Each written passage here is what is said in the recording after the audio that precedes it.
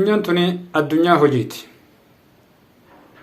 Kan jabaatee hojjete bu'aa bahii isaa haala salphaadhaan mo'achuu danda'a. Kan jabaateen hojjetanii usee taa'u garuutu khasaaraaf saaxilamuu danda'a. Yeroo garii immoo addunyaan tun akkaataan sii namaan galu wal xaxaadha.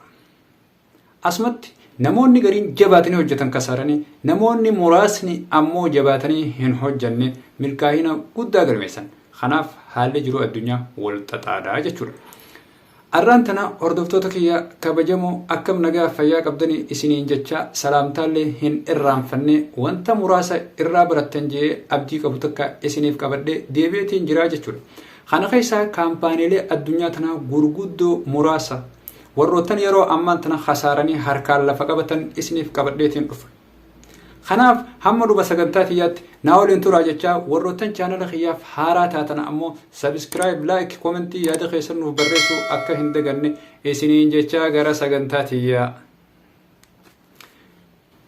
Mee dhaabbilee gurguddoo tana keessaa dursinee kaampaanii Kodak haa fudhannu. Kaampaaniin Kodak yeroo sanitti kaampaanii footooti. Osoonii fi kaameraan dijitaalawaan ammayyaa yeroo ammaan tanaa nuti itti fayyadamaa jirru kun hin dhufiniin duratti addunyaan kaameraa analoog fayyadamaa turte. Kaameraan yeroo sanii akka kaameraa ammaan tanaa miimoor kaardii hin qabu. Footoon filmii keessatti kaafama. Erga filmii keessatti kaafameen booda mana dukkanaawaa keessa galuudhaan keemikaalonni adda addaa itti godhamuudhaan gara footootti jijjiirama. Yeroo sanitti kaampaaniin Kodak adda duree fi kaampaanii cimaa addunyaa tanaati. Kana jechuun kaampaaniileen biraa warroottan hojii tanarratti hirmaatan jiraatanis haga kaampaanii Kodak dhageettii fi dandeettii hin qaban ture. Yeroo sanitti kaampaaniin Kodak kaameraa osoo hin taane filmii kaameraa oomishuudhaan beekama. Bara 1977 akka lakkoofsa warra faranjiitti kaameraan kaameraa ammayyaa dijitaalawaa yeroo jalqabaatiif oomishe. Dhaabbanni kun kaameraa dijitaalawaa kana oomishuu isaatiif garuutu immoo khasaaraa guddaatu isarra gahe. Erga kaameraan dijitaalawaan kun oomishamee booda dhaabbileen birootis kaameraa dijitaalawaa kana bifa gaariidhaan ammayyoomsanii gabayaa addunyaatiif dhiheessuu jalqaban. Kana keessaa kaanoonii fi naayikoon fudhachuu dandeenya. Dhaabbileen birootis bifa ammayyaa'oodhaan gabayaa kaameraa dijitaalawaa oomishanii ho'isuu eegalan. Erga kaameraan dijitaalawaa kun oomishamuu jalqabee booda gabaan kaameraa filmii haalaan babbadde. Dhumaa bara 1996 keessa kaampaaniin Kodak kaampaanii beekamaa fi galii guddaa addunyaa tanatti argachaa ture keessaa isa tokko ta'us yeroo ammaan tanaa garuutu wantoota sasalphaa waan akka waraqaa manzaraa ijaa oomishuu malee waan kana hojjechuu keessaa walaba takkaahu guutumatti dadhabatee jira jechuudha. Kanaaf dhaabbanni kun yeroo ammaan tanaa dhaabbata haalaan khasaaran dhaabbata gurguddaa addunyaa tanaa haala khasaaran keessatti ramadama. Inni lammaffaa dhaabbata Exit. Exit bara 1999 dhaabbata guddaa intarneetaa addunyaa tanarratti akka nuti ammaan tana Google irratti waan barbaanne seerchi goonee argachuu dandeenyu kanatti innilleen waan barbaadame yeroo sanarratti seerchi godhamee irratti argatamu isa guddaa yaahotti aanee lammaffaati jechuudha. Dhaabbanni kun yeroo ammaan tana guutumaa guututti hin jiru. Dhaabbanni kun yeroo ammaan tana guutumaa guututti hojii isaa dadhabuudhaan kaampaanii isaa doolaara miiliyoona 750tti dhaabbata Googileef gurguruudhaan hojii keessaa baheeti jira jechuudha. Dhaabbanni Google erga kaampaanii kana bitatee booda wantoota achi keessa jiran guutuu gara maqaa isaatti deebisuudhaan dhaabbatichi guutumaa guututti daaraa bubbeen fuute. Inni sadaffaadhaa Blockbuster. Dhaabbilee gurguddoo addunyaa teenyaa khasaaran keessaa isa sadaffaadha. Dhaabbanni kun waggaa muraasa dura dhaabbata kuusaa guddaa addunyaa tanaa filmiiwwan takkaa'u kaasetii filmiiwwanii kireessuudhaan sadarkaa duraarra jira.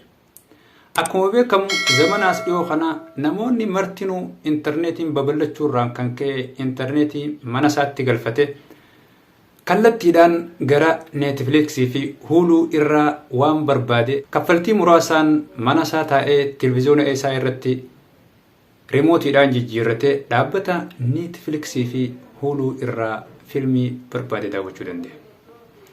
Dhaabbanni kun yeroo sanitti osoonii fi dhaabbilee neetfiliksii fi huuluutuun hin dhufin osoonii fi hin dhufin duratti dhageettii guddaa qabaachaa ture. Amma garuutu innilleen guutumaa guututti badeeti jira.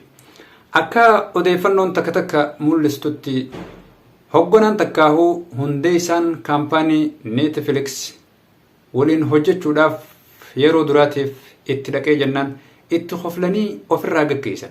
Garuutu yeroo ammaan tanaa addunyaan tuni buraabureedha akkuma jaansanii neetfiliksiif hedduu dabartee hedduu neetfiliks dhageettii guddaa qabaate inni duraan dhageettii guddaa qabu san ammoo guutumaan guututti baduu yookaan dhabameeti jira jechuudha. Inni afraffaa fi inni xumuraa kaneen isiniif qabadhee dhiyaadhee Nookiyaadha.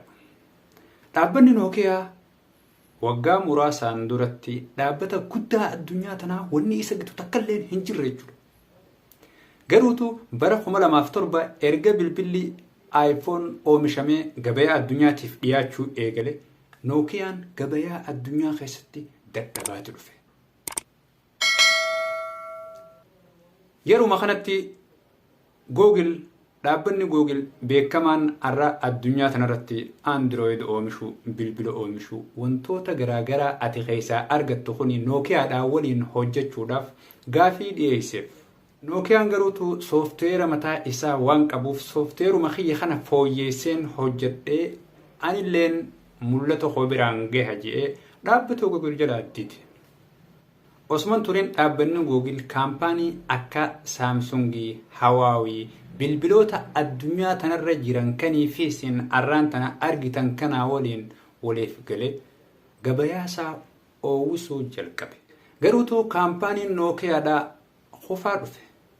Hoggantoonni isa keessa jiran ammallee waliif hin galle. Gariin isaanii soofteeruma kana fooyyeessinee guddifne.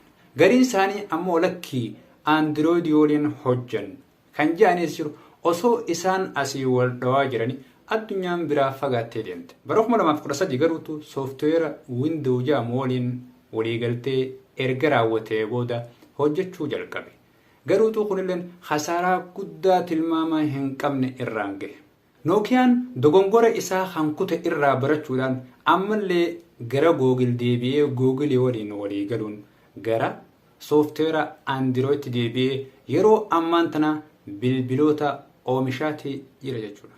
Kanaaf hordoftoota kiyya kabajamoo isiniin jaaladhaa sagantaan kiyya kaniin arraan tana isiniif qabadhee dhufe kun akka warraa barattan abdiin qaba. Kanaaf warroottan chaanala kiyyaaf haaraa taatan like subscribe godhuudhaan nu jajjabeessan asumaan ergaati. Hanga qophii biraatiin walitti deebinutti nagaa fi fayyaa naaf tahaa.